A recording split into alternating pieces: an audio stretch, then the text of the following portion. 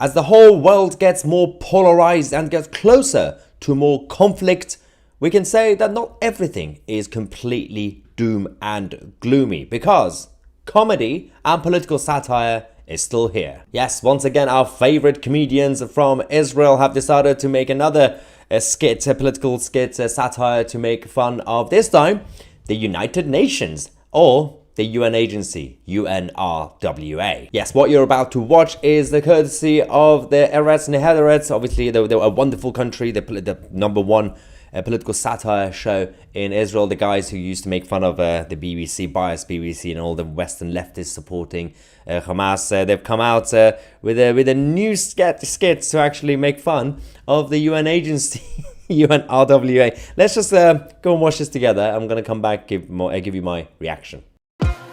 I'm an UNRWA teacher, so of course I make sure my classroom has all necessary supplies.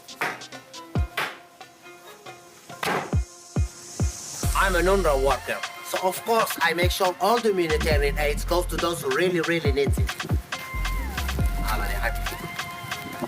She's an 88 years old pregnant woman, God bless her.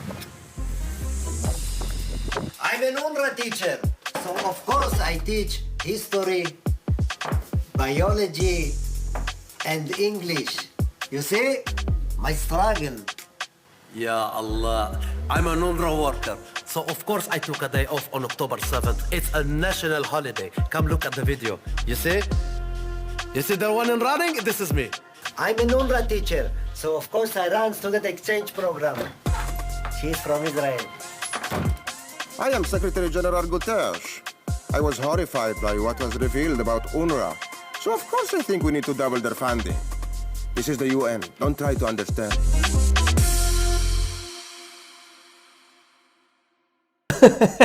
This is the UN. Please don't try to understand it. Of course we have to double down and double their funding. Of course.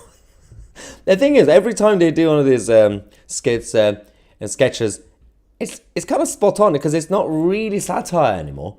It's actually real life. Obviously, the one they did about the biased BBC News, that was completely spot on. You couldn't really tell the difference between a real BBC presenter and a comedian. They did one about, obviously, Jesus, baby Jesus. That was kind of funny as well, obviously. But because apparently Jesus was a Muslim. And of course, on a regular basis, these guys are getting a lot of attention now across the world, because obviously this show has always been big in Israel, but now they're getting so much attention across the planet. It's important to actually have a sense of humor during dark times, but it's the same thing that the British had during late 30s and early 40s with Germany. Obviously the conflict we actually had, and that was the time and afterwards when, for example, Charlie Chaplin became huge as well. And if you don't have a sense of humor, if you don't try to find light in the middle of a dark tunnel, no pun intended, you can't really continue.